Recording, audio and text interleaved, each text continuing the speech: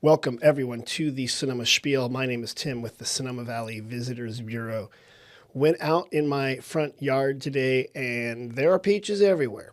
There are peaches everywhere. I brought some peaches. We'll be talking about that, I hope. But, it's peach season here in Sonoma Valley. All the fruits are starting to ripen, which is wonderful. But now it's at the point where I'm running around just trying to give people peaches. And, whatever, if they'll take them, it's wonderful. If not, I've got to figure out how to make, I don't know, peach jam or peach jelly or peach coulis, whatever that is. It's something I saw on a menu once. Anyway, that's what's going on here in Sonoma Valley. It's by the time you hear this, we'll have hopefully successfully passed our nation's 250th celebration. We're filming this right before the 4th of July, and it's just kind of like peak summer and a great time to be here in Sonoma Valley. Today, I have a very special guest. I know I say every week I have a very special guest. This time I actually mean it because I had to reschedule on this guy a few times because of just craziness. So I'm so glad he has come in. But what's really nice is he's kind of new to the Sonoma Plaza area. I've been in the wine business a long time, and he already brought some really cool ideas for how to promote with his corner over there and kind of what they're doing and stuff like that. So I'm very excited to welcome Chris Schreiner with Platt Vineyard. Chris, how are you doing? I am well, thank you. Yourself? Good. I'm doing very good, thank you. And Chris, again, thank you for coming in. I know we're recording this on an off day, but you made things happen. I think what you did is, did you put the robot pourer in for the people that were ordering wine from you right now, and you ran over here and you're seeing if they're going to catch on to that there's a robot serving, or how's that work? That would be something. No, it's just a person. You're just came came right over. Yeah. And Chris, you are with Platt, Platt Vineyard. Yes. That's a winery off the Sonoma Plaza on First Street West.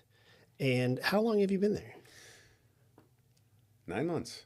Well, you're kind of new. Yeah. You are kind of new. We opened end of September. Okay. Chris, I'm going to also ask you, can you move the microphone a little closer to you? There you go. Are you good? Yeah, better? Oh, it's much better. Okay. I mean, I can still see you, but I can hear you better. Or I can use my theater voice. Oh my gosh. That was great. Wait, Chris, were you in theater? I was once upon a time. Were you really? Yeah. Well, let's actually talk about that. 9 months you've been here in Sonoma, but have you always been in the wine business? Since I moved to California, yes. Where'd you move from? Las Vegas. Is that where you're from? Grew up in Las Vegas. You grew up in Las Vegas? Yeah. You're one of those? I wasn't born there, but I grew up there. Yeah. Really? Yeah, a transplant. How long did you live there? 28 years. Oh, so a long time. Yeah. So you're born and raised kind of thing. Raised. I mean, not born, but raised. Yeah, like a long That time was there. home. Really? Yeah. And Las Vegas is actually a cool city. It's a hot city. It is, I know. But once you get off the strip, there's a lot of people from all over there. Yeah. Yeah. And a lot of cool restaurants in these little strip malls that, not off the strip, but I actually enjoyed going there. I had a friend that lived there. Mm-hmm. We got some really cool Filipino food, and he's like, there's all these cool little restaurants that are not the tourist restaurants. Yes. And I kind of like that. A lot of great locals places. Yeah. That's one thing we could use a little help with still. Yeah. Napa, Sonoma, Napa, ethnic food.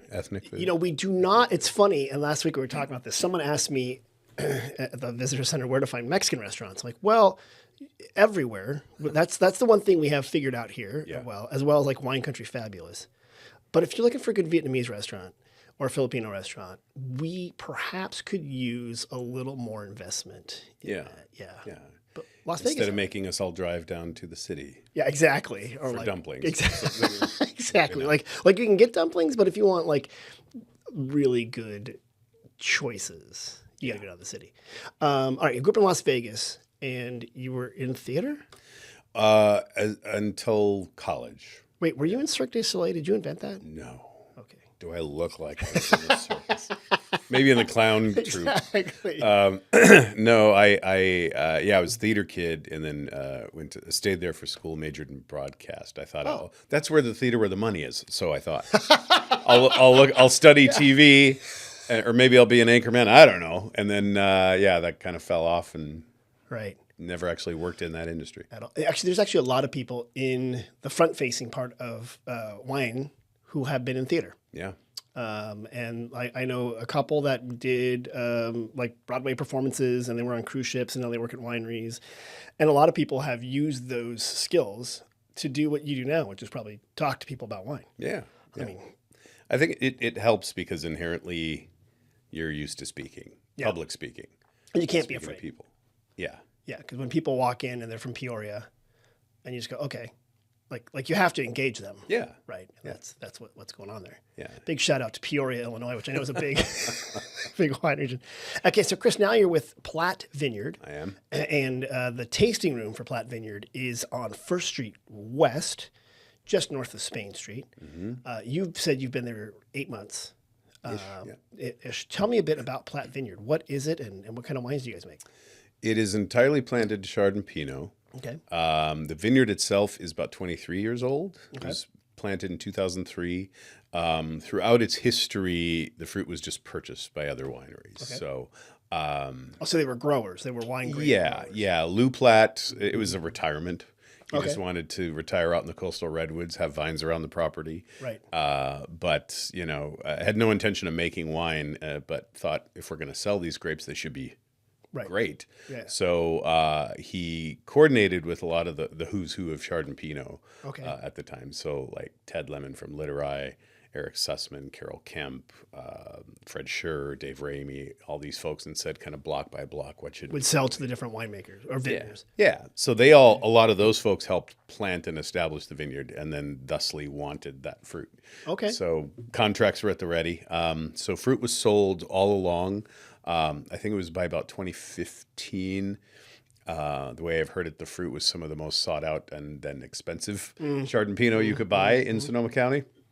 And then it changed ownership in 15, and that was when some of the Napa folks caught wind of it and started buying. So our consulting winemaker, Thomas Rivers Brown, was long sourcing for his Rivers Marine. Hold on. They were coming over the county lines and taking the grapes. I mean, that's where all the Pinot and Chard is. I mean, you cannot grow a lot of Pinot in Napa. It's a hotter region. Yeah. In my understanding, and we'll get into this, Pinot Noir, Chardonnay, cooler weather grape. They like the fogs from the coast. Napa could probably get that in southern Napa, Carneros region. But once you get up to northern Napa, it's pretty hot. It's difficult. Yeah. Yeah. There's a couple outliers that somehow managed to farm to be able to get Yeah, there's Right, these early, weird little. but- I don't know how those weird pockets work with the Yeah. valleys and the winds and stuff like that. microclimates. Yeah. If you don't see microclimate and terroir at least once in a wine tasting, are you even wine tasting? Yeah. Are you trying? Microclimates. So the Platt Vineyard is in western part of Sonoma County. It sounds like on the Sonoma Coast region. Way west. Okay. Yeah. So we're in the West Sonoma Coast AVA, outside Occidental, Okay. toward Bodega. So we're only about 6 miles from the ocean. Oh, you're right there. So from here, as the crow flies, about 30 miles. As the drive your car, about an hour. About an hour, about an hour and 20. Yeah, it's a bit of a drive. But the problem is because there's mountains in the way. Yes. And a river. Yeah. And you kind of go around all those sort of Very things. curvy. Yeah, but it's probably really pretty out there. Yeah. Okay, so now you guys we don't have to go all the way an hour and 20 minutes to the coast to taste the wines. You have a tasting room. Yeah. Tell me about that. We thought we'd make it easy and put it more among civilization. By the people? Yeah. So they found this great little bungalow that another brand had exited on First in Spain there, and it was turnkey. Okay. And we thought, we'll just fix it up, put our own stamp on it, and have a place. Hold on, was it that easy? Because I talked to you a few times during construction. You're like, we'll just fix it right up, Tim. We'll be open in a week. It's been a process, but we also really wanted to do it right. And I think people always say if they've been coming to any of the valleys with a number of years, they're like, one of our favorite memories was when we met the proprietors and we just like tasted in their living room or at their dining room table. So the design team really worked to make the tasting room feel like that versus a tasting room. Right. It is a house. Yeah. Feels like a house. Yeah. There are 2 other houses that are tasting rooms nearby, so you do feel like you are in someone's house. Yeah. We want it to feel cozy and homey, and the furnishings are such where it's more a little more homey versus lounge where it's like table, or a bar. Yeah. So that's just the route we went, and obviously then that took a little time to put together and build everything out. So yeah. Well, I enjoyed walking by a few times and hearing the vision, and like almost done here any moment now, Tim. We're mostly done. Yeah. We're just now waiting for our patio furniture, which It'll happen. The last step. It'll look nice too. Yeah, it'll be great because we have that whole front area. All right, so tell me, it looks like you brought some wines here today. I did. Let's talk about them. What do you got? So this is kind of the starting and the ending of, Okay. of the program. So the Chardonnay, this is our estate chard. Hold Our up, even first closer release. to the camera. There we go. Oh, It says Platt we'll Vineyard. zoom in. Exactly, We'll extreme. zoom out. It's a white label, and it's got 2 redwood trees on the side and a little barn on the side there. Redwoods. Yeah, there's this little, I think it was originally an old hunting cabin up there. And then as I've heard it later, this is where Joan Platt did her yoga. Oh, I'm sure. When they built the house on the property. She's going out to the yoga barn. Try a little shard. Okay. We'll do some ASMR. Oh, yeah, you got to pour the next one. Put the glass right up to the microphone. There you go. Yeah. Ready? This is the sound of Chardonnay. That was great. That was really good. Maybe I missed my calling. No, in movies they call him the Foley guy. That's the person that makes the sounds. Yeah, like cracking celery and stuff. Yeah, and all that sort of stuff there. All right, so this is the Chardonnay. This is the shard. Thank you very much. And this is really indicative of the entirety of the Chardonnay on the property. 2 clones, 6 blocks, just shy of 15 acres. So all the shard, it's cold where we are. Yeah. Very foggy, very cold. Right. So they planted all the Chardonnay from about 620 feet up to 800 feet. to get above a fog a bit. Top blocks, a little some more sun. UV exposure. Yeah. Yeah, just to encourage ripening. Oh, that's a good smell to it too. Yeah. Jeez. I'd say this to me kind of leans, it's got all the citrus you expect, some of those orchard fruits, and it's funny because we have all these peaches sitting in front of us, and I think it leans into that like stone fruit. Because we're gonna talk about that, and I'm so glad you mentioned that. And yes, okay, I'm not a wine specialist, so I like this. It is got a good taste to it, but bring me through the taste and then explain. You guys often say, "Oh, this has a licorice taste," or "This has stone fruit taste," or "This has apple taste." There aren't actually apples in the wine when you're saying that, right? Nope. Okay. This is 100% grapes and fermentation. So can you explain when a wine person says, "These are the flavors that are in there," what are they saying? It's part of it, I think, is a sense memory. Like, a lot of fruits share the same types of acidity and compounds. So you're just getting differences of similarities. Right. So it's like the actual flavor profile, right? This isn't a wine podcast per se. This is like a Sonoma Valley podcast. So for people who don't know much about wine, when the wine person is saying this is the flavor, at first I was like, oh, they're putting berries in there that aren't grapes. Yeah. Some places. Some do. I mean, you can. Yeah. But Yeah, what you're really saying is that the flavor that you get from a blackberry and will appear in a red wine. Yeah. Right. It's more, it's a reminder like, oh, the fermentation unlocked this flavor in the grape during the process. Right. During the autolytic process. Right. And then, very simply, fruit flavors are from the grapes. Okay. And when you get coffee, coconut, any nuttiness or any vanilla, that's all from the oak, depending on how much So oak if you influence. put after the juice has been after the grape's been squished, it makes juice. Yeah. And there's those flavors. You can put it in a barrel and get the oak flavors out of it, and that will impart different tastes. Yes. You're getting really into this wine stuff. You might be pretty good at this. I've been doing it. Starting to pick up on it. And that's kind of the key here with these wines is we don't put a lot of new oak or a lot of heavy toast because we really want the fruit and the vineyard and the vintage to do the talking. Right. Okay, you just said toast. So are you taking bread and heating it up, or explain what you mean by toast? Are you proposing one? Hey! To Platt Vineyards. Yeah, because I've heard that phrase like toast, and I think that refers to something else. What does that mean? Toasting is literally burning the wood on the inside of the barrel. So they'll create a big oak fire and then put the partially made barrel around that. And then you're toasting the inner part of the staves. Okay. So you're caramelizing the sugars in the wood and also bringing out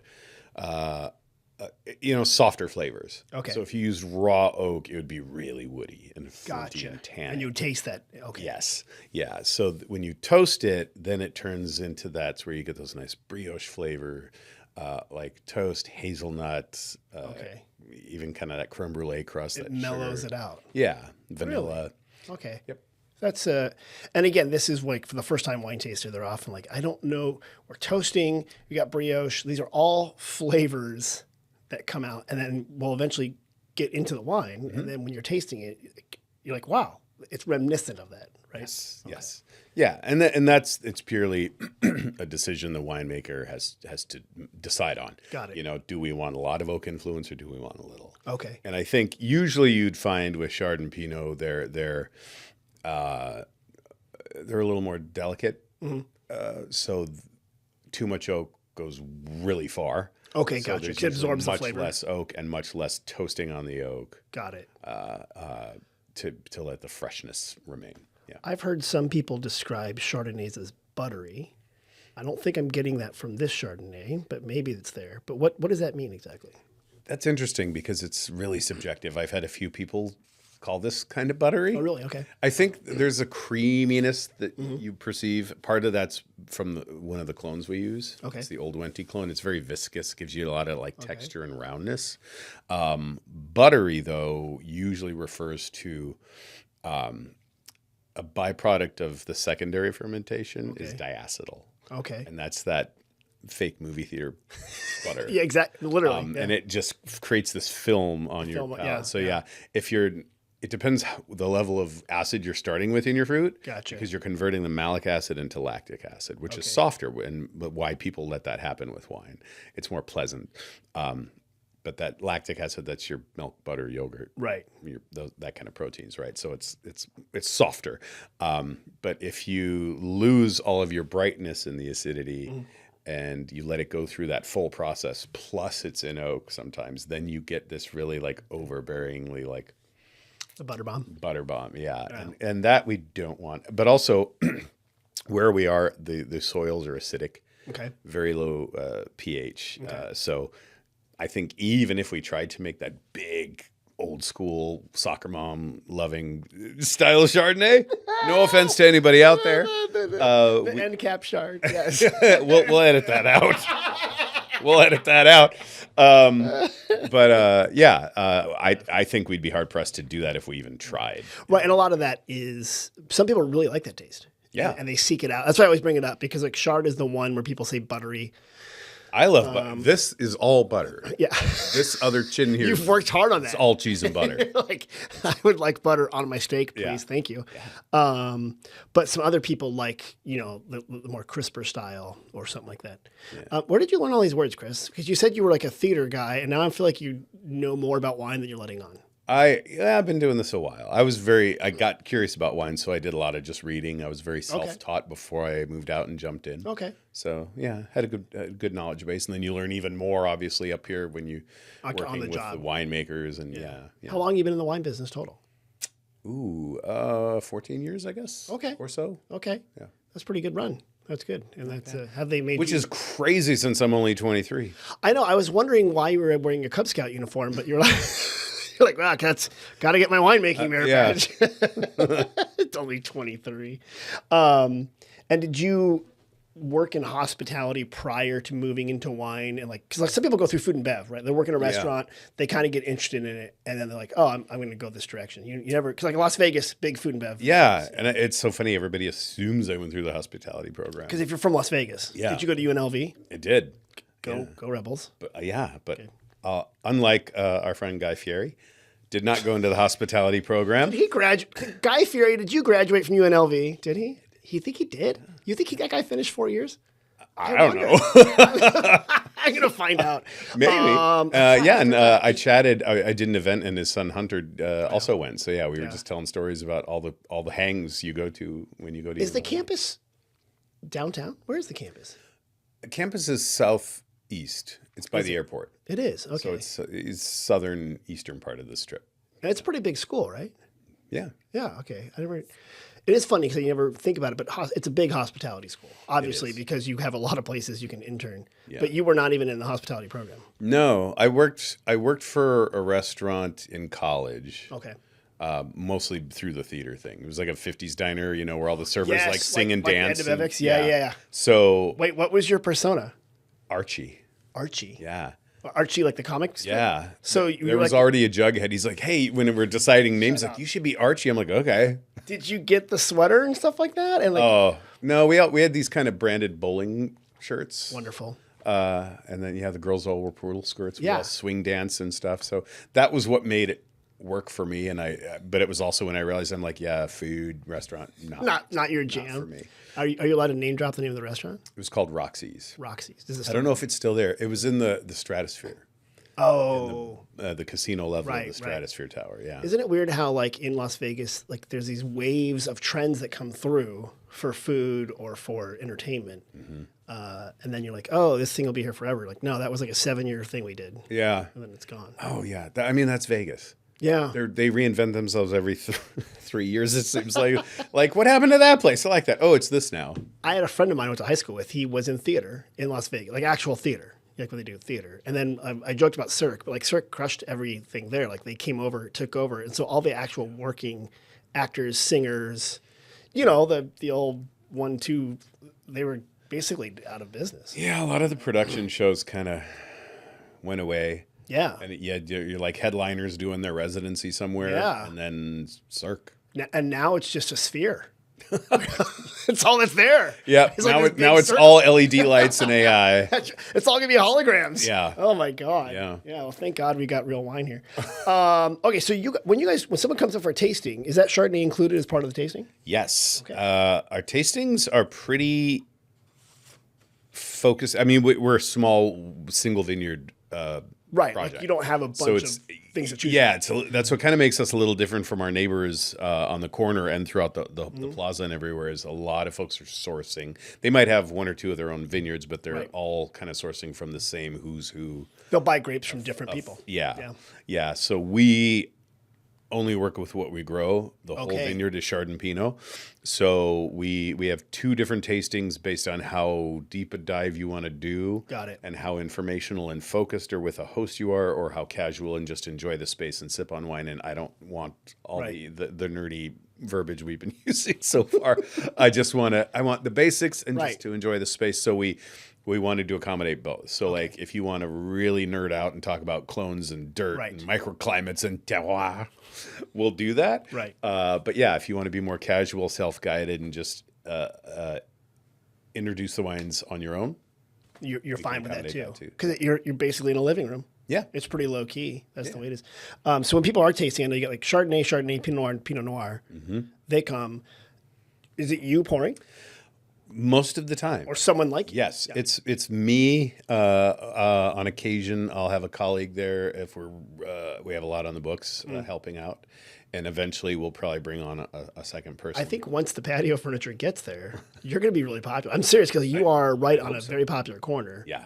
People will come down and they'll look and they'll see you. Yeah. And they'll be drawn there. And like that, you have some, there's some nice trees and that whole feeling there. It'll be a really cool spot. Yeah. And even if you've already eaten, you have this girl in the fig smells wafting right there, right over the back patio. And like you said, the other corner, El Dorado Kitchen's right there. You said you go to the cheese factory, which is not a cheese factory. It's a former cheese factory. Now it's a barbecue spot. And they have good food there too. And you probably get all the good smells coming that way. Too many. Yeah, it's a danger to have the doors open sometimes. I know it's a good spot there. Yeah. Before we move on to the next one, you said clonal and clone a few times. What does that mean? Simply, they're relatives of the same grape. So the same parent grape, like Chardonnay is Chardonnay, but then through the years or manipulation, you get slight genetic differences. Okay. So they're like, I'd call them fraternal twins. So, but it's actual, the grapevine itself is a clone, is what you're saying? It's not, okay, and then the grape of it, okay. Yeah. Yeah, so for example, it's very popular in California, the Old Wente clone. So people might know the Wente winery in Livermore. Livermore Valley, famous. They've been around for decades. So they've propagated some of their own plant material, probably came from Europe once upon a time. Gotcha. Suitcase cuttings. Somebody, like anything declared? Nothing at all. Yeah.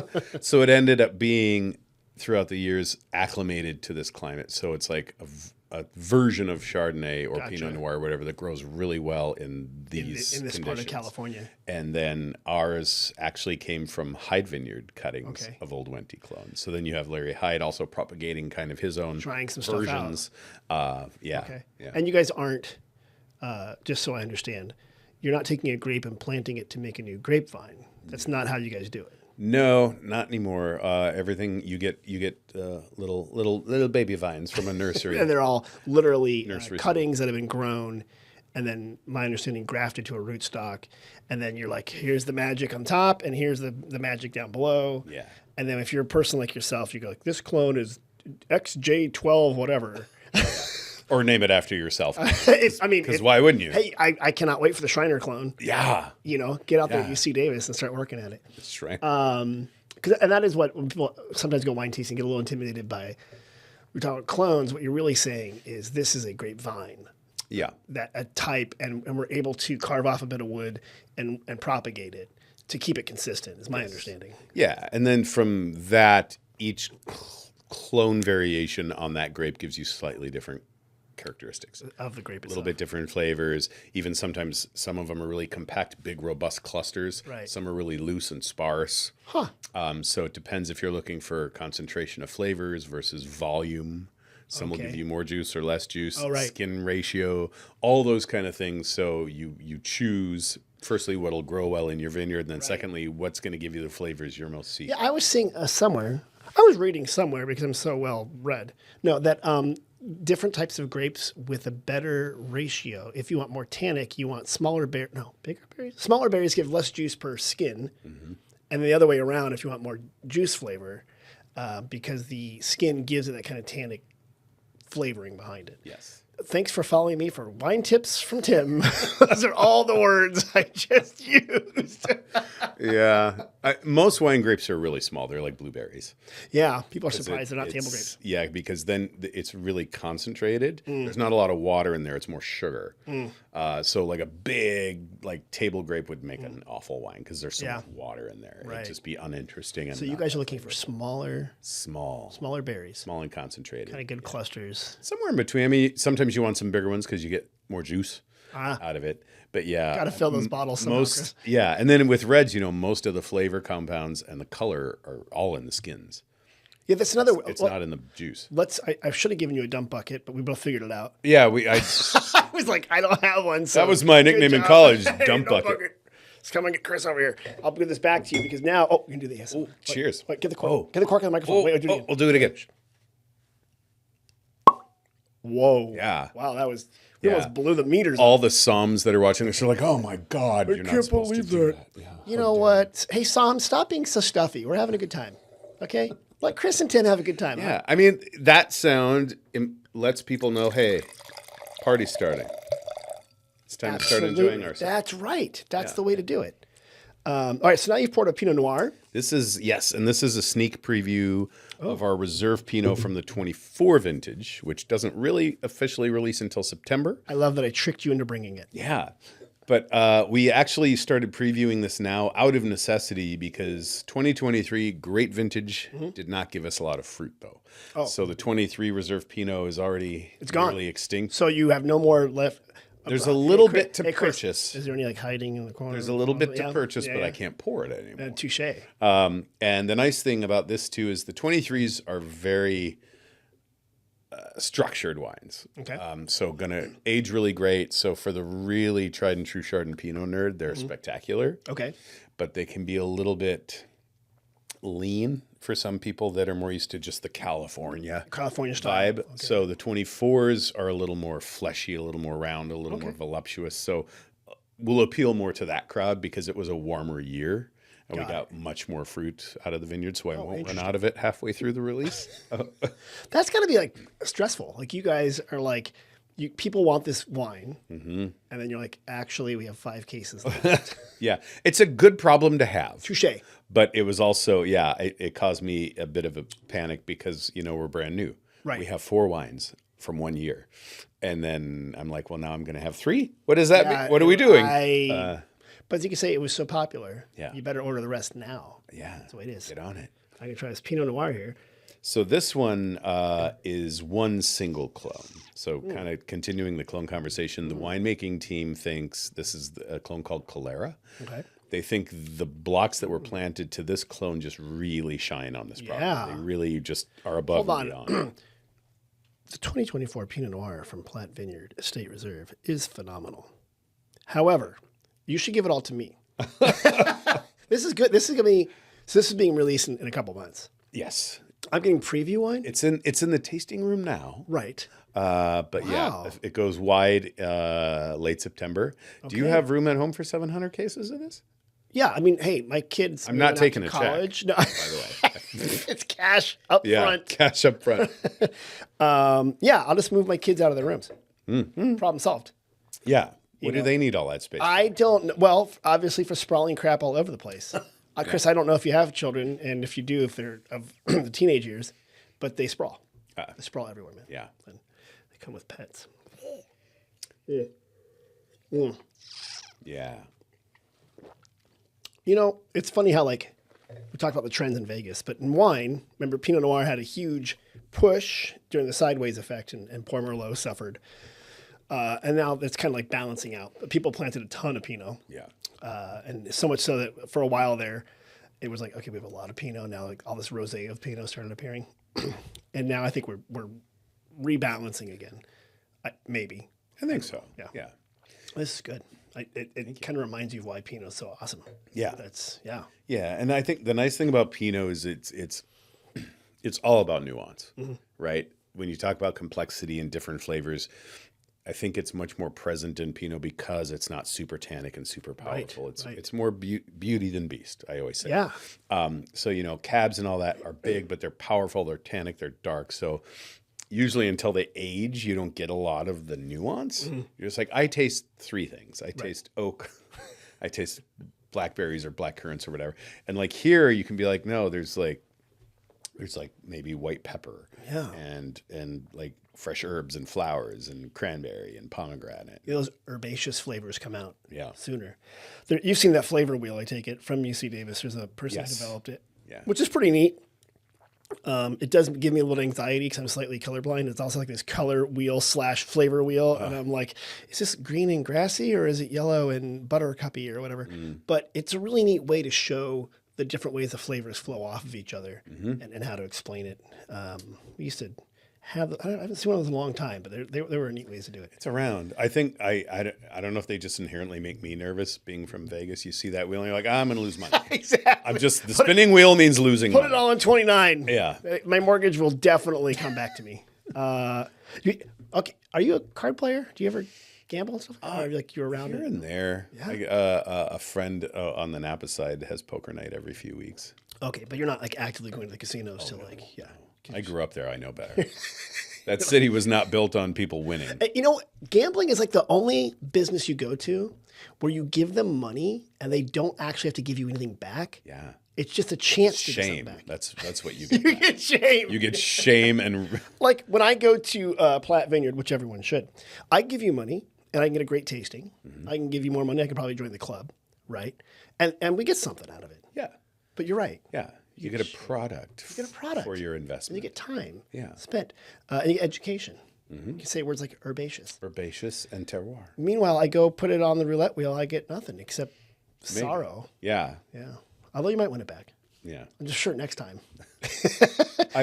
Wesley Snipes said always bet on black. Always I say bet on black. always bet on red. Oh, well done. That's the wine the wine way to the play. wine reason. Don't listen to me though. I might be giving terrible advice. Also pay your taxes. I think Wesley Snipes didn't pay his taxes or something. Remember that? Yeah. Yeah, pay your taxes. These things happen.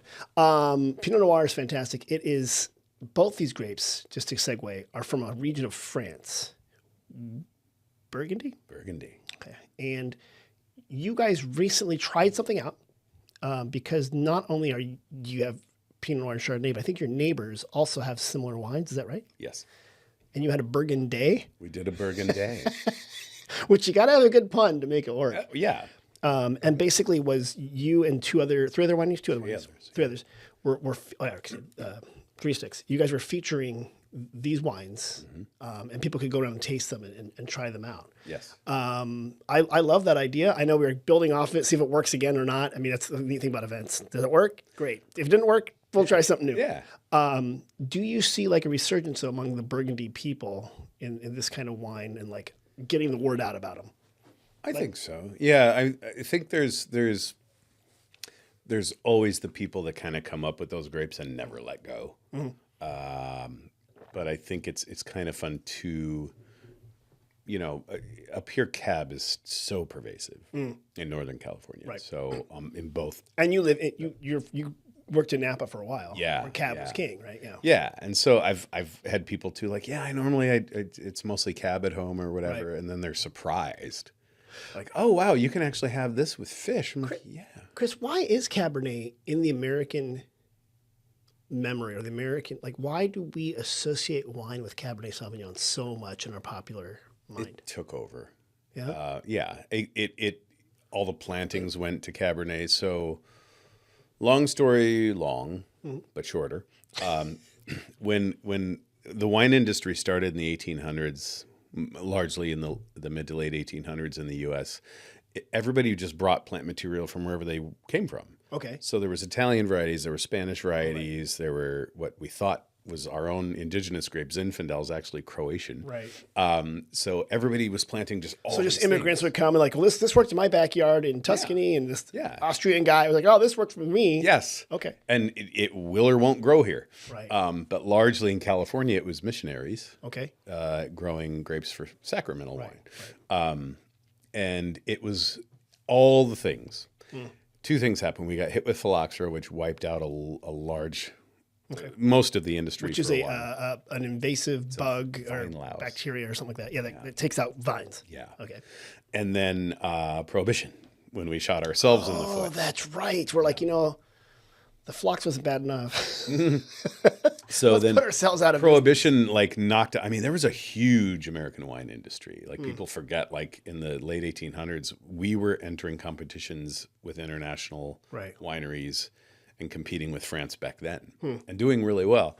And then after prohibition, it really, in Northern California, it took almost till the 60s and 70s to get it going back. catch up. We lost a generation. By this point, all the new folks were like, well, if we actually want to sell this wine, Right. we need to make wines that people recognize. And the wines everybody was drinking in the 50s, 60s, 70s were French. Okay. So Chardonnay and Cabernet. The white wine was Chardonnay. The red wines were Cabernet or Cabernet blends based on Bordeaux. Okay. So that's when everything shifted. And then all the new planting went to Bordeaux varieties or Pinot in the cooler areas, but largely. So that's what Americans knew because the mass market wine said, you guys are going to buy this because, a generation or two ago, your immigrant parents knew these differences. Yeah. But now it's like it's all been forgotten. But you guys know Cabernet. Yeah. So here you go. Yeah. And we were both mimicking isn't the right word. Emulating is the better way to say it. Emulating France and competing with them because if we actually want to sell wine, we need to make wine similar to what these people are used to buying and drinking. So I think that's when everything shifted heavily to the Bordeaux varietals. Okay. And then Chard and Pinot. Which grow well here, right? Yes. Like we're well suited to that. Yes, and that was part of what made the magic. Right. Is those things do really well here, and we also then don't have to deal with. Burgundy gets hit with it's cold. They get frost. They get hail. Bordeaux too. They have to deal with inclement weather much more than we do. Right. So we have far more great vintages than an off vintage. Right. Where in France it really zigzags. And Right. It's harder. The year really matters in France. And what I've also noticed here in Northern California, we have a lot of varietals we can grow because of the soil structure, like so many varieties and diversity. But other parts of the country, Niagara has their types of wines and Ohio Valley has their types of wines. So there are different grapes out there in America. We just happen to be lucky that we have very good weather, very good soil, very good teams here putting it all together. But I always wondered why, Cab was in everyone's imagination for the longest time. Yeah, it's kind of the king of grapes. Yeah. I guess, in a very basic. Brought to you by the American Cabernet Council. And Chris, you used to work in Napa. I did. Okay, and what you can name check them or not, but there's some different wineries all up and down the valley. Were you Southern Napa or up in Northern Napa? All of them. All over. Yeah, Okay. I worked Mid Valley. The first full time gig was way at the far end of Calistoga. Okay. Where the Four Seasons is now. We call that Santa Rosa, but no. You're up there like almost in Lake County when you start going up there. It's a trek. Yeah, now it's a Four Seasons and it's actually open. Yeah. Yeah. Yeah.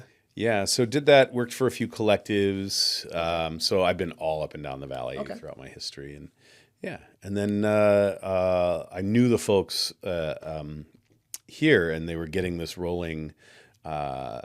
So we have a sister property in Napa on Howell Mountain. Okay. It's called Outpost. Is that one open to the public as well, or is that just like? It's way up the mountain, so it's by appointment. Yeah, there's a couple.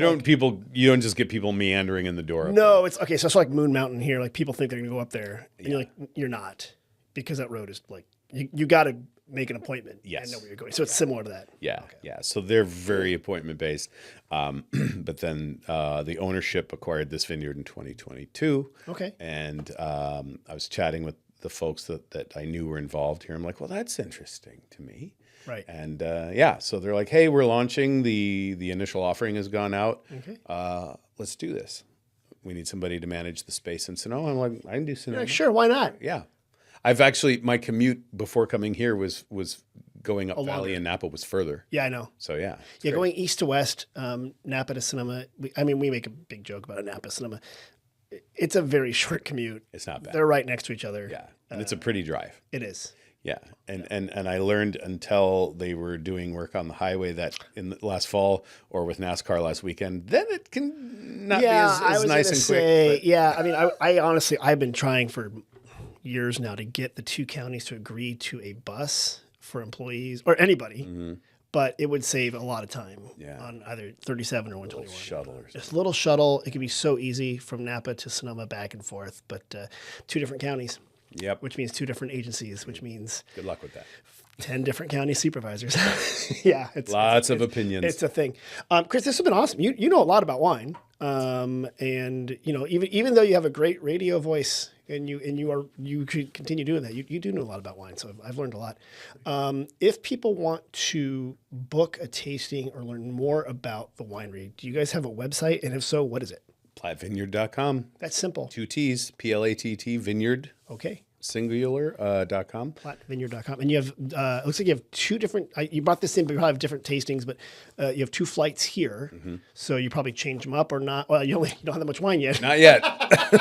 You're like, no, Tim, you spoke this up. Yeah. So you have a serendipity flight and you have the monopole reserve tasting. Yes. Okay. Yeah, so the monopole is really the focused deep dive. Okay. It's about 90 minutes, so we really talk about the history of the property. Depending on where people are and what they want to know, we can talk about dirt and clones and everything. That's where you go into it. Yeah. Or just really focus in on the wine, and you have a dedicated host from start to finish. Okay. And it's about 90 minutes. And then I created the serendipity flight, aptly named for the folks that just walk in the door. Yeah. Like, hey, what is this? We'd like to try it. So it's a little more casual, lower touch, self-guided with 3 of the 4 wines. Which I imagine being on the plaza, it's smart, right? Yeah, because you have people who are way into wine, like the cork dorks or the super collectors. But then you also have people who are like, I just want to see, we're going to go to a restaurant over here in an hour and a half or so. Yes. What are you doing over here? Yeah. And as long as we can accommodate, so we always say we're by appointment or by chance. So I don't want to overpromise and under-deliver. Right. So if we have the bandwidth, absolutely we'll accommodate if we can and have the space. But that's why it's also a little more self-guided. Like we'll get you introduced, talk about the wines a little bit, but then you're kind of just enjoy the space on your own. Okay. And and we will do by the glass too if people just want a glass. Oh, really? Of the estate shorter Pinot. Oh, that's a smart idea. Yeah. Here's a weird question, and maybe I'm wrong. Can people just buy a single bottle to go? Like, how does go in there and get a bottle? If you haven't gone to like the Tuesday night market. Yes. Or like, I've got an Airbnb someplace, a licensed one, by the way. Completely legal and conforming. Yeah. But like if they got a vacation rental or they're just like going to go on a picnic, can they just come in and buy a single bottle? Of course. Okay, good. Yeah. Yeah, we don't do that whole, you have to buy a minimum of 6. Yeah, I think, and a lot of people don't know that. Like most Sonoma Valley wineries, are happy to sell you a bottle or two. Yeah. Without blinking an eye. That's why we do this. It's like, we have made this, please buy it now. This is the point of my business. Yeah. And what I like about that is some people think, well, do I have to do tasting? Like, you don't have to. You can literally go and buy a bottle. And actually in the Sonoma Plaza, you can drink in the Sonoma Plaza if you're responsible. Yes. And you share with the visitor center. Yeah. You got to bring one glass over. Yeah, bring a cup, bring some vessel to put it in. And say, here you go, Tim. And enjoy. So that's what I like. Okay, so PlattVineyard.com. PlattVineyard.com. Email info@plattvineyard.com. Good. Make a reservation. And, on the website, you can make a reservation for a tasting. Yeah, you can reach out or just email, say, hey, do you have this time on this date? And we'll I like it. coordinate and see what we can do. And if you want to just skip the tasting, you can just join the wine club right there. Just do it. We don't have one. I was lying. Made that up. You can buy the wine, though. Yeah. Well, we don't make a ton of wine, so we just release it on an allocation basis. So you really sort of get club benefits if you purchase wines within the initial offering. What I like is that it's the non-club club. Yeah. You can just buy a wine from us. Yeah, it's casual. We're not forcing it down your throat a few times a year. Right. You just buy what you want when you want it.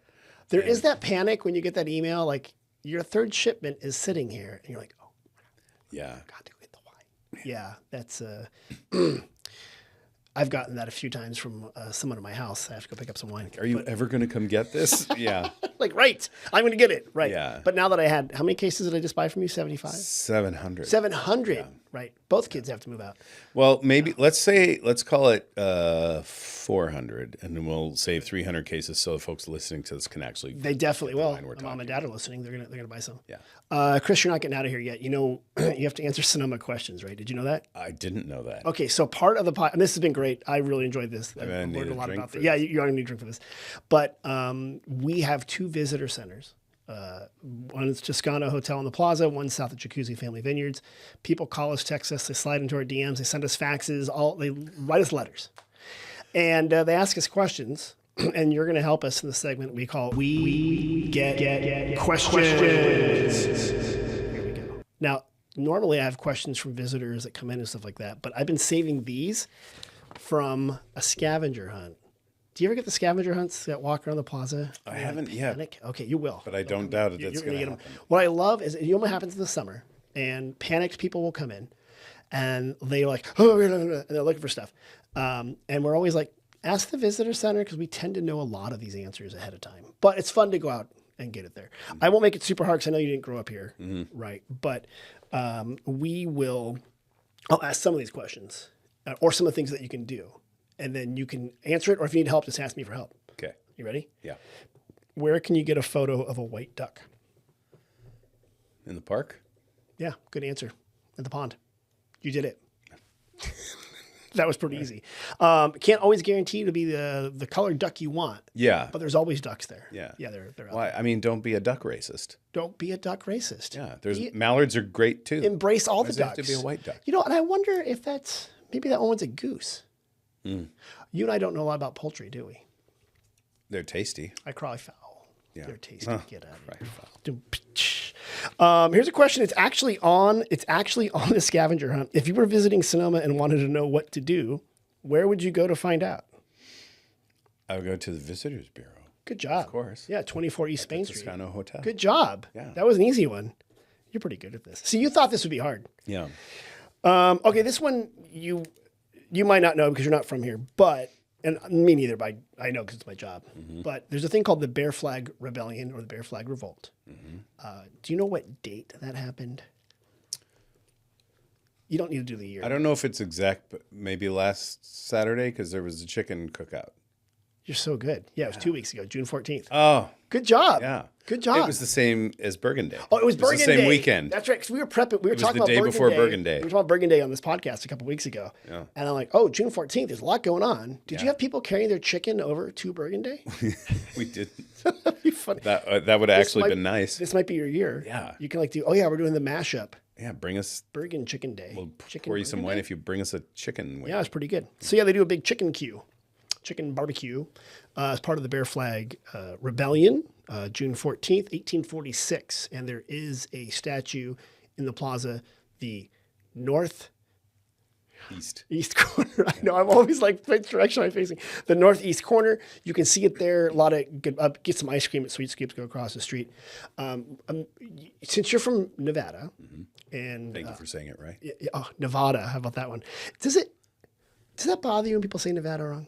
Not really. Most people do, They say Nevada, right? and I'm a bit type A, Which is so I have funny- no problem. Which is correcting funny because Nevada is the correct way to say it, but Nevada is the correct way to say it, yes, right? yes. Yeah. Well, it's a. Yeah. I can't remember if it's a Paiute word. It's one of the indigenous tribes, and so it's actually Nevada. Really? But I think everybody assumes it's Nevada. Latin, and it'd be Nevada. Yeah. Anyway, it's your state. It No, was. we don't know where you were born. Yeah. You didn't tell me. You don't have to tell me. South Dakota. Oh, the groundhog state. I don't know South Dakota. I'm going to get a letter from The South Black Dakota. Hills Gold State. South Dakota is really cool. Yeah. I will give you that. It is cool. Yeah. It's cool. I'm talking. Pheasants, if we're talking about fowling. Oh, yeah. Oh, good. Wow. Look at that. Callback. So where we were, Bear Flag Revolt. Yeah. So Revolt, yeah. we, not me, there were a group that wanted independence from Mexico at the time. Ironically, it was a lot of people who were in the Mexican government who were also like, yeah, we don't want to be a part of that too because it's pretty far away. And so they had a revolt. It wasn't a big revolt. And blah, blah, blah, blah. June 14th, we were an independent state, or republic. We were the California Republic for 20 days. So that was a big history. So there you go. Okay, John. Was that surrounding the whole like General Vallejo giving lots and lots of land away?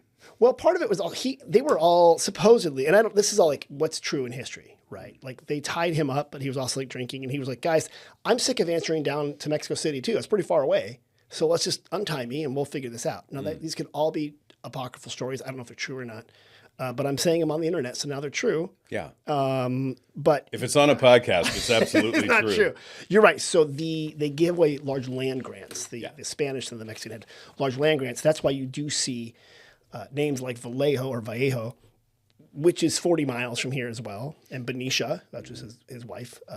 So there were these large plots of land, and they were massive, that they were given away. Was it their land originally given away? Going back to your discussion about the indigenous, perhaps not, right? But there were very large plots of land around the Bay Area. So you do know your history. A little bit. Yeah, okay. Which is, again, weird because I'm only 23. And I know, and they teach that stuff. I thought all you guys learned in Nevada I just got out of school. was gambling.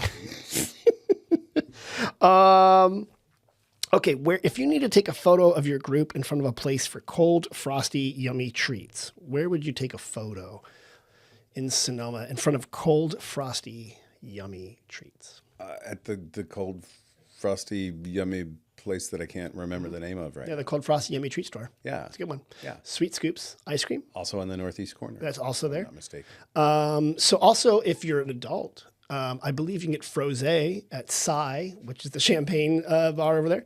So that's cold, frosty, and yummy. Frozen rosé. As is cider. As is cider. I have one of those. You ever go talk to Rick over at Palm? Yeah, he's got the pet gnat, and Rick's fun. He always comes in and tells me about a great cider, and never brings me any. Rick. Shame on you. Yeah, he's like, oh, you got a great new cider, and then like he wanders away. He's like, how do you like them apples? But you won't know because you can't taste them. Right, and they're not fermented like they should be for cider. Okay, here's another one. The homecoming rally is held every year. Go Dragons. Where do they hold it? No idea. Yeah, and you've only been here one cycle. Barracks. You're so close in the amphitheater. It's a really small town feel. They have a big parade, and they all end up at the amphitheater, and it's a lot of fun. And go Dragons. So that's big time there. Who originally lived in what is now the Sunflower Cafe? So half a block away from you is the Sunflower Cafe, right next to El Dorado. Someone lived there. Oh. Yeah, that was kind of hard, but there's a little plaque. I was hoping this was going to be the hooker house because that would have been easier. That would have been easier. I don't know. It was Vallejo's brother, whose name I've forgotten. Hermano Vallejo. Hermano Vallejo. Exactly it. Yeah. Exactly it. So he lived in what is now the Sunflower Cafe. Here's another one. Where is the Sonoma Mission?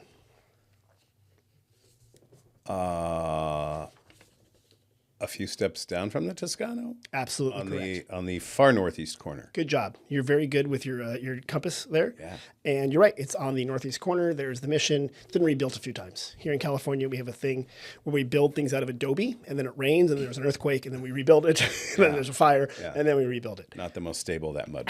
It is not. Yet they are some of the oldest buildings. But they're still around. Here, yeah. And you can find it. Yeah. Right. So that's the whole Easy to repair, I guess. I know. Another one. I'll give you maybe two more. You're doing a great job. Okay. You're actually doing a really good job here. There's a field called Arnold Field. Mm-hmm. Do you know who it is named after, and why is he famous? Is it Tom Arnold? In fact, Benedict Arnold? It's all the... Our former governor? Yes, they named it after Arnold Schwarzenegger. The Schwarzenegger Field. Tom Arnold. So it's a guy named Hap Arnold was a World War II general, and he retired here. And but I do like the Tom Arnold field. We'll see if he'll stop. Is he still alive? Yeah. Oh yeah, he's still alive. It's totally. Okay, yeah, and so is Arnold Schwarzenegger. Hopefully after today too. You Now know, I we feel don't want to be bad. those guys Oh like. my god, that would be terrible. Like I don't know. Last we heard of him, Tim was talking about a podcast. Oh dear, we did it. Final question: you need to take a photo with General Vallejo. How would you do that? Well, it doesn't have to be actually Find a DeLorean and some plutonium. and go 88 miles an hour. Yes. There's a statue of him somewhere. There is. There is, in fact. Is that him on the park bench? Mm-hmm. Is it? Mm-hmm. Oh, good for me. I guessed right. On the north side of the plaza, on a park bench, there's General Vallejo. Well, a statue of him. Yeah. It's not actually him, because having a mummified General Vallejo would be a little off-putting. It might be him, and they just bronzed him. He could be encased. Yeah. That's creepy. Come back on Halloween. We're going to find out. Hey, you answered the questions correctly. You did a good job. What do I get? Oh, I get a peach. you can get... These are, by the way, I'm going to hold these peaches up, by the way. These are really good peaches. I'm going to show them. And yes, you do get it. So take as many. Get a peach. You can take all 5. Millions of peaches. Because I have so many peaches. Peaches at for home. me. Yeah, what I did is the clonal variety of these peaches. Do you know what clone these are? I actually do because I left the tag on in case I wanted to buy the tree again. But now that the tag is so sun faded, I was like, I should have written it down because this thing's producing like crazy. And it's a semi-dwarf, and it's staying dwarf, which is pretty rare for these trees. Can we still say that about trees? I think you could say that about trees. That it's because sometimes they'll escape, right, and they'll become big trees again. Yeah. Because they want to go back to what they're from. And this thing's like producing like crazy. Like I can't. Can you help me make? Can you make peach liqueur? Yeah. Yeah. Sleeve it. That's not easy, but you can. Do you know a guy's got a still? Actually, you should talk to the folks at Buena Vista. Yeah. Because Harasli, I think, was Hungarian. He was Hungarian. And in Hungary, they have this stuff called palinka, Okay. which will Yeah. tear the Help you. ivory out of your Yeah. teeth. But yeah, it's made from stone a fruit? fruit distillate. Really? It's like a brandy. Can you imagine over there, like they have the whole wine thing, and then like you open up like the secret door, and there's like Hungarian distillers. They're like, yeah, we're just making paint varnish out of fruit over here. Turpentine. I would love vaguely that. tastes of Okay, I peaches. will. I'll bring this up after the podcast. See what they do. They will probably turn me away. Yeah. Like Tim, we don't even know what you're talking about. Yeah, but surely you can find a distiller somewhere. There's 1 or 2 people around that know how to make. Or just make lots of pies. So yes, that's what I'm doing. I'm freezing them a lot too. So, Chris, this has been wonderful. Thanks for coming on the podcast. I'm so glad that we finally connected and made it happen. Before people go on again, what is the website for more information? Platt Vineyard, Platt Vineyard.com. Okay. After you go to plattvineyard.com and purchased all 700 cases of the wine and booked your tasting, after you've done that, you can go to sonomavalley.com for deals, special offers, events, and see all the things that are happening. Summer's heating up. A lot of big things coming up, guys, so go check it out. Mom and Dad, thanks for listening. Chris, thanks for being on the podcast. Thank you. All right. We'll see you guys all next week. Bye-bye.